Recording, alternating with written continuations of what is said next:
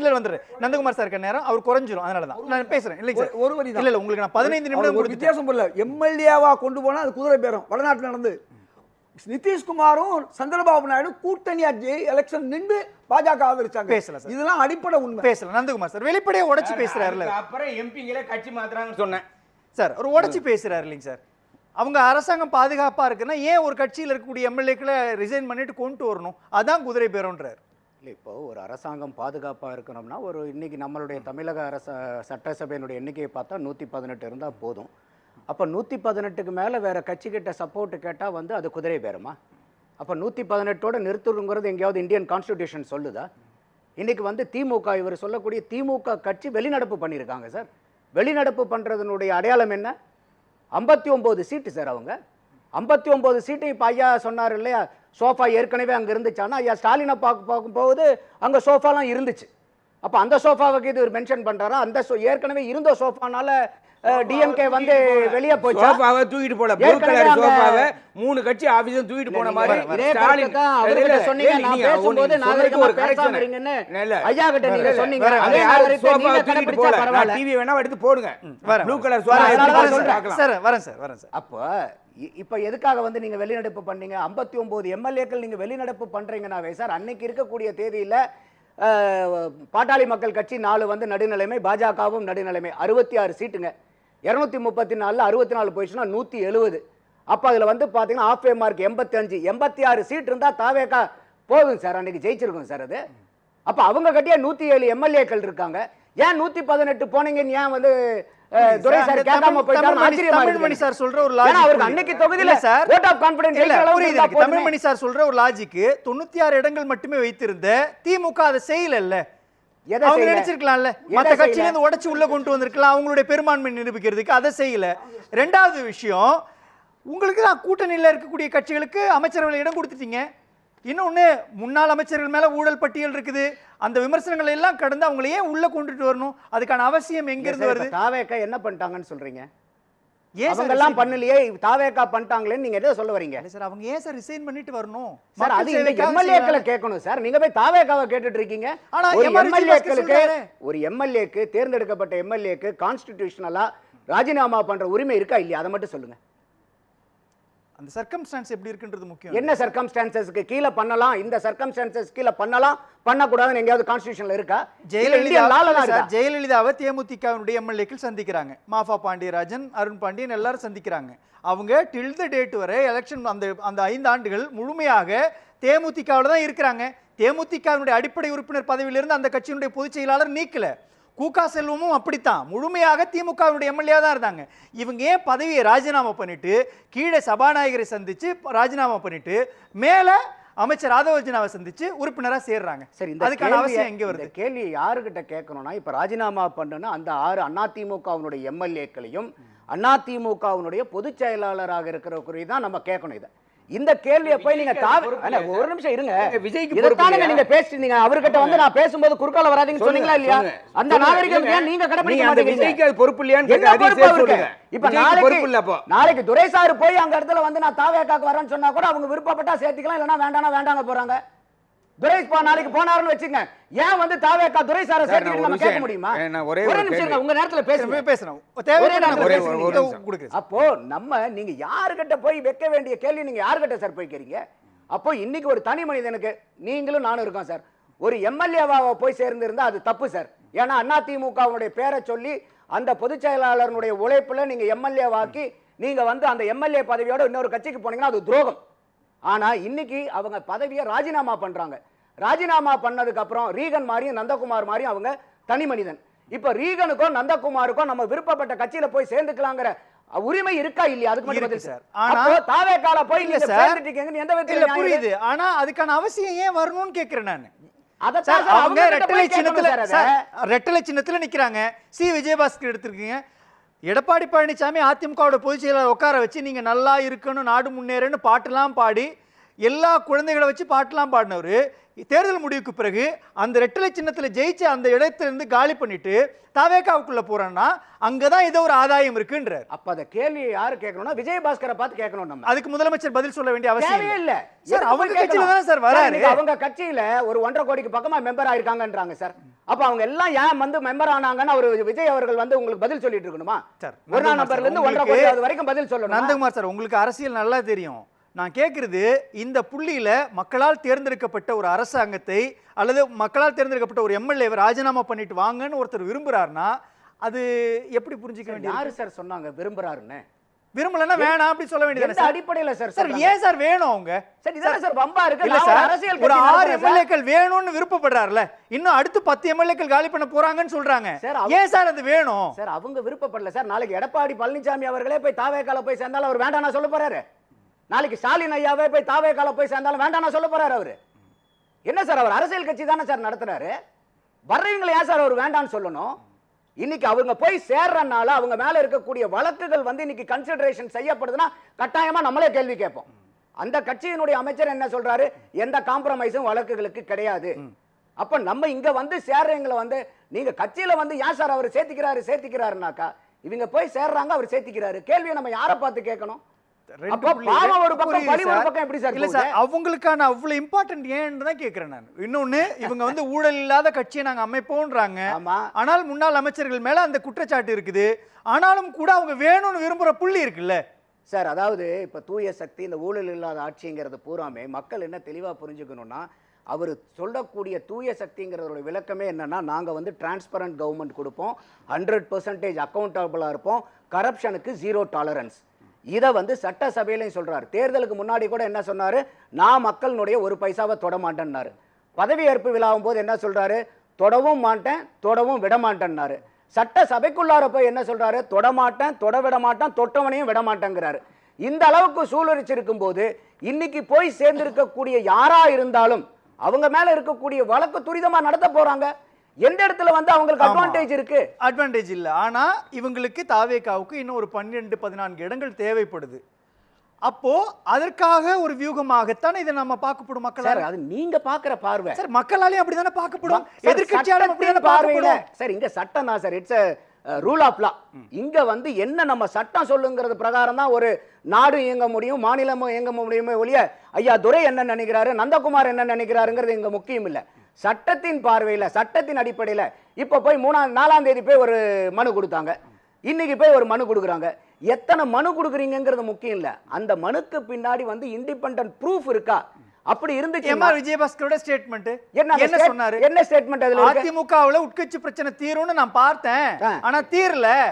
ஆனால் அதே நேரத்துல தாவேகால இருந்து அப்ரோச் பண்ணாங்க, நெருங்கினாங்க, நாங்க போயிட்டோம் அப்படின்றாரு. அதுக்கப்புறம் பேசினதெல்லாம் அவங்க கேட்கலன்னு விஜயபாஸ்கர் விளக்கம் கொடுத்தீங்களா? அதுக்கப்புறம் அந்த வீடியோவை கேட்கணும் இல்லையா? நாங்க கருத்து கேட்டோம், சில பேர் வேண்டாம். இல்ல இல்ல அந்த அன்னைக்கு இன்னைக்கு தான் இல்ல சார். இது இன்னைக்கு சொன்னது வந்து பாத்தீங்கன்னாக்கா 11 மீட்டிங் போட்ட நிர்வாகிகளோட வந்து இன்னைக்கு ஸ்டேட்மெண்ட் மகாபலிபுரத்துல கொடுத்த வந்த ஸ்டேட்மெண்ட். இது சொன்னதுக்கு அப்புறம் அவர் என்ன சொல்றாருன்னா, நாங்க நிர்வாகிகள்கிட்ட கருத்து கேட்கும் போது ஒரு சில பேர் வேண்டாம்னாங்க, பெரும்பான்மையான பேர் போலான்னாங்க. நம்பர் சொல்றாரு சார். 95% நிர்வாகிகள் சொல்லிட்டு எங்க கட்சி நிர்வாகிகள், அதிமுக நிர்வாகிகள் திருப்பதி எம்பசைஸ் பண்றாரு. தாவேகாக்கு போலான்னு சொன்னதுக்கு அப்புறம் தான் நாங்க தீர்க்கமா முடிவெடுத்து போனோம். அதை இன்னைக்கு இன்டர்வியூ கொடுக்கும்போது அவர் மேற்கோள் காமிக்கிறாரு. நான் சொன்ன அந்த ஒரு வார்த்தையை மட்டும் வச்சுட்டு அதுக்கு பின்னாடி வந்த நான் என்னென்ன சொன்னங்கிறதே வந்து சொல்லாம சித்தரிச்சிட்டு இருக்காங்கன்னு அவர் கிளாரிபிகேஷன் கொடுக்கிறாரு. அதெல்லாம் சொன்னாரு. ரெண்டே கேள்விதான் சார் எனக்கு. ஒன்று, மக்கள் நலனுக்காக நாங்கள் தாவேகாவோடு இணைந்து செயல்படுகிறோம். ஏன்னா அவங்க தான் கவர்மெண்ட்ல இருக்கிறாங்க. மக்கள் நல திட்டங்கள் விரைந்து நடக்கணும்னா எங்களால் எதிர்க்கட்சியா செயல்பட முடியாது. திட்டங்கள் கிடைக்காம போச்சுன்னா எங்களால் மக்களுக்கு கொடுத்த வாக்குறுதி நிறைவேற்ற முடியாது.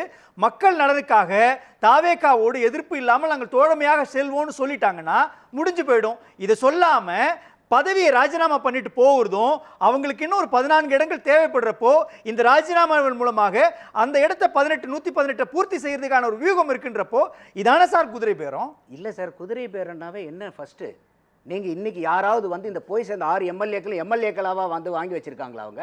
சார் மக்களுடைய மேண்டேட்டை சார் மக்களுக்கே திருப்பி கொடுக்குறாங்க சார். சப்போஸ் நீங்க ஏற்கனவே ஐயா இதயத்துல்லா கேள்வி கேட்ட மாதிரி நீங்க இவங்க பிற்காலத்தில் சீட்டு கிடைக்குமானா கூட சீட்டு ஒருவேளை கிடைக்குதுன்னே கூட வச்சுக்கோங்க சார். யார்கிட்ட சார் போய் நின்று அவங்க ஓட்டு கேட்கணும்? அதே மக்கள்கிட்ட தான் சார் போய் கேட்கணும். அப்ப இந்த பப்ளிக்னுடைய மேண்டேட்டை திருப்பி யாரு சார் வந்து ஜஸ்டிஃபை பண்ண போறாங்க? அதே தொகுதியில் இருக்கக்கூடிய மக்கள் தான். இந்த நடவடிக்கைகளை மக்கள் ஏத்துக்கிட்டாங்கன்னா வாக்களிக்க போறாங்க, ஏத்துக்கலனா இதே ஆட்களை தூக்கி எறிய போறாங்க. அப்ப இது வந்து திருப்பி திருப்பி இது குதிரை பேரம்னு இல்லாத ஒண்ணு. அது ஸ்டாண்ட் அலோன் லாவே கிடையாது சார் குதிரை பேரம்ங்கிறது. என்ன ப்ரூஃப் இருக்கு? இப்ப ஒரே ஒண்ணு, இப்ப ராஜேந்திர பாலாஜி வந்து சொல்றாருன்னு சொல்றீங்க. ஐயா ஸ்டாலின் அவர்களுக்கு கோபம் வந்தா என்னென்னலாம் நடக்கணும். ஐயா ஆர்எஸ் பாரதியும் ஒரு இன்டர்வியூ கொடுத்திருந்தார். அதுல பாத்தீங்கன்னா தெரியும். அவர் ஒரு வரி என்ன சொல்றாருன்னா, அண்ணா இவர் வந்து கொத்து புராட்டான்னு போய் பேசிட்டு வந்தார் இல்லையா கரூர்ல. அதுக்கு அதிமுக காரங்க எங்க கிட்ட சொல்றாங்க, நீங்க வந்து இங்க இருந்து போனீங்க போறோம், நாங்க பயன்படுத்தி போட்ட எச்சில் இல்லைன்னு சொல்லுங்க அதிமுக காரங்க. அப்ப இங்க பாருங்க, திமுகவும் அதிமுகவும் எப்படி வந்து பயணிச்சிட்டு இருக்காங்கன்னு பாருங்க. ராஜேந்திர பாலாஜி ஸ்டாலின் அவர்களுக்கு கோபம் வந்தா என்ன நடக்குங்கிறது அவர் பேசுறாரு. ஆர்எஸ் பாரதி அதிமுக காரங்க என்ன சொல்றாங்கிறத பிரஸ் மீட்ல சொல்றாரு. அப்போ எப்படி இருக்குது பாருங்க. இதெல்லாம் நீங்க இந்த அளவுக்கு அதைத்தான் திருப்பி திருப்பி இது வரைக்கும் ராஜினாமா பண்ணிட்டு போன அத்தனை எம்எல்ஏக்களும் விற்கக்கூடிய குற்றச்சாட்டு. அன்னைக்கு மகாபலிபுரத்தில் பேசும்போதே கூட எம்ஆர் விஜயபாஸ்கர் சொல்லும்போது என்ன சொல்றாரு, இல்ல இந்த மாதிரி நடவடிக்கை எங்களுக்கு பிடிக்கல, பொதுச் செயலாளர் வந்து 32 மாவட்ட செயலாளர்களை தூக்கிட்டாரு, நாங்க ஏதோ பின்னாடி போய் சேர்ந்தாலும் ஏதோ ஒரு காம்ப்ரமைஸ் ஏற்படும் போனோம், ஆனா அவங்க வந்து அதுக்கு ரெடியா இல்ல, அதனால நாங்க ரொம்ப மனவேதனைப்பட்டு எங்களுடைய நிர்வாகிகளை கேட்டு அதுக்கப்புறம் வந்து நாங்க அங்க போனோங்கிறது தெளிவா பேசுறாரு சார். துரைப்பாண்டி சார் ரொம்ப ஒரு பாயிண்ட் தாங்க. ஏன் ரிசைன்மெண்ட் போகணும்? ரிசைன்மெண்ட் போகலன்னா பதவி பறிக்கப்படும். 25 பேர் போனதில் ஒரு தப்பு பண்ணிட்டாங்க. அவங்க 32 பேர் போயிருந்தாங்கன்னா இது நம்ம வந்து 2/3 மெஜாரிட்டி போயிட்டீங்கன்னா உங்களுக்கு வந்து அது குதிரை பேரமும் இல்லை, நீ ஜனநாயகத்தின் குரல்னு சொல்லி ஏற்றுருப்பாங்க. அதில் குறைஞ்சி போச்சு 12 பேர். அதனால் 25 பேராக இருந்தான். 25 பேரில் 21 பேர் மறுபடியும் மன்னிப்பு கேட்டாங்க. 4 பேர் கேட்கவே மாட்டேன்னு சொல்லிட்டாங்க. அப்படி மன்னிப்பு கேட்டவங்களையும் 2 பேர் நான் வந்து அதிமுக விட்டு போக போகிறேன்னு அவங்கள விரட்டிட்டு இருக்காங்க. இதில் விஷயம் என்னென்னா, கட்சி தாவல் சட்ட சட்டத்தின் கீழ் எம்எல்ஏ பதவியை இழக்க நேரிடும் என்ற காரணத்தினால் அவங்க ரிசைன் பண்ண வேண்டிய ஒரு கட்டாயம் ஏற்பட்டிருக்கிறது. அது மட்டும் இல்லை, அவர் சொன்னார்ல ஒரு வார்த்தை, மக்கள்கிட்ட தான் வாக்கு கேட்டோம், மக்கள்கிட்ட தான் போகணுன்னு. மக்கள் வந்து நீங்கள் தாவேக்காவுக்கு போகணுன்னு ஓட்டு போட்டாங்களா? மக்கள்கிட்ட போய் யாருங்க போய் ஓட்டு கேட்டது? எடப்பாடி பழனிசாமி தானே கேட்டாரு. இவ்வளவு நாளா இவர் அதிமுக சார்பா பேசிட்டு இருந்தாரு, இப்ப தாவேக்கா சார்பா பேசிட்டு இருக்காரு. இப்ப நீங்க கம்யூனிஸ்ட் வந்து திமுக நீங்க மாறிட்டீங்களா? மாறல. நீங்க திமுக கட்சியில இருந்து ஒரு திமுகவுடைய இடம் சொந்த மாறிட்டீங்க. அவசியமே இல்ல. அப்புறம் கம்யூனிஸ்ட் கட்சியில ஆதரவு கொடுத்தது என்பது ஒரு குறிப்பிட்ட இஷ்யூக்கு, அவ்வளவுதான். அதுவும் அமைச்சர் பதவி வாங்குவதற்காக இல்ல. நீங்க இப்ப நீ திசை திருப்பீங்க. நம்ம இங்க அதாவது என்னன்னா லீகல் எம்ஆர் விஜயபாஸ்கர் ஒரு விஷயம் சொன்னார். நீங்க விஜயபாஸ்கர் ஒரு விஷயம் திரும்ப சொன்னார். என்னன்னா, என்கிட்ட பேசினாங்க, நான் போயிட்டேன்னாரு. இன்னைக்கு அதை மறுத்திருக்காரு. இதுக்கு முன்னாடி வைகோ என்ன பேசினாரு? புரட்சி புயல் வைகோ அவர் என்ன சொன்னாரு? விஜய் என்னிட்டே சொன்னாரு, நீங்க வந்து ரிசைன்மெண்ட் வந்தீங்கன்னா நானே நேரடியா வந்து உங்களுக்கு தேர்தல் பிரச்சாரம் பண்ணுவேன்னு சொன்னாரா இல்லையா? அதுக்கப்புறம் மறுத்து பேசுவாங்க.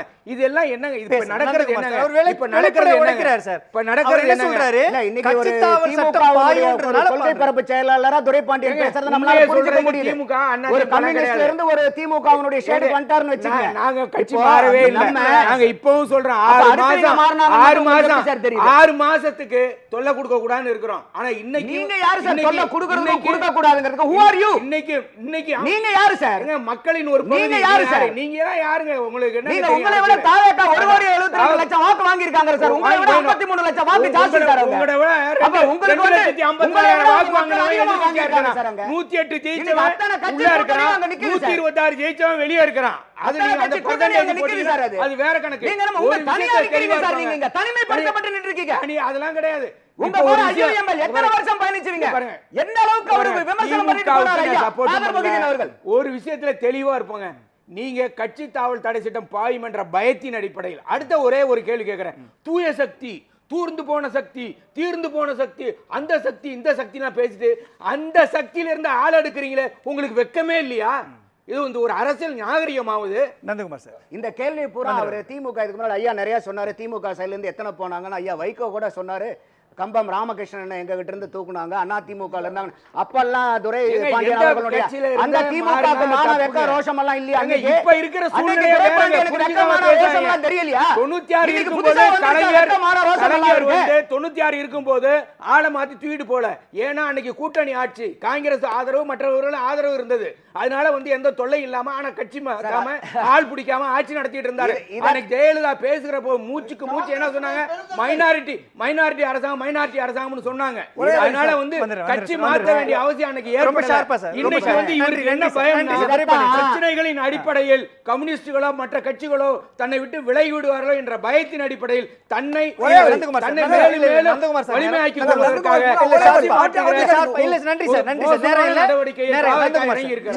இன்னைக்கு விஜய் இன்னைக்கு முதல்வர் விஜய்க்கு 118 தேவையில்லை.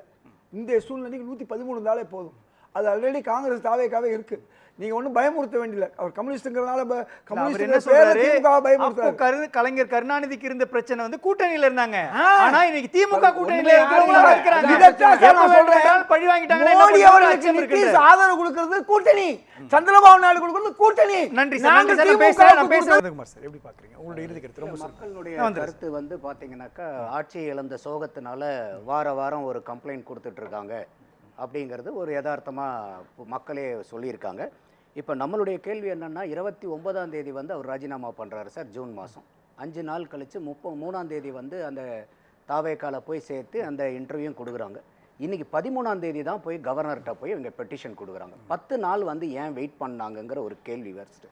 அடுத்தது கவர்னரை பொறுத்த வரைக்கும் திமுக ஆட்சியில் இருக்கும்போது பூரா கவர்னர் வந்து அவங்களுக்கு கிள்ளிக்கறி. கவர்னர்னால் யார், அது என்னென்னமோ அதெல்லாம் டைலாக்லாம் விடுவாங்க. ஆனால் எதிர்க்கட்சிக்கு திமுக போயிருச்சுன்னு வச்சுக்கிங்களேன், இந்தியாவில் ஒட்டுமொத்த மாநிலத்திலையும் கவர்னருக்கு திமுக கொடுக்குற மரியாதையை எந்த கட்சினாலையும் கொடுக்க முடியாது. அதுதான் வந்து இன்னைக்கு இருக்கு. நம்மளுடைய ஒரே கேள்வி என்னன்னா, துரைபாண்டியன் அவர்கள்ட்டையும் திருப்பி ஹார்ஸ் ட்ரேடிங் நடந்துருச்சு இதெல்லாம் தெரியலையா, ப்ரூஃப் இல்லையான்னு கேட்குறாரு. இவ்வளோ ப்ரூஃப் இருக்கிற நீங்கள் ஏன் சார் திருப்பி கவர்னர் மாளிகைக்கு போயிட்டு இருக்கிறீங்க? ஏன் சார் சுப்ரீம் கோர்ட்டில் போய் நீங்கள் ஃபைல் பண்ணக்கூடாது? உங்ககிட்ட தான் அத்தனை ப்ரூஃபும் இருக்கே சார். நன்றி சார். அப்ப இன்னைக்கு சுப்ரீம் கோர்ட்டுக்கு மேல போனா மண்டையில நறுக்குன்னு கொட்டி அனுப்பிச்சிருவாங்க ப்ரூஃப் இல்லாம போனா. கவர்னர் மாளிகைக்கு போயிட்டு வந்தாங்கன்னா ஈஸியா இந்த மாதிரி பேசிக்கிட்டு அரசியல் பண்ணிட்டு இருக்கலாம்.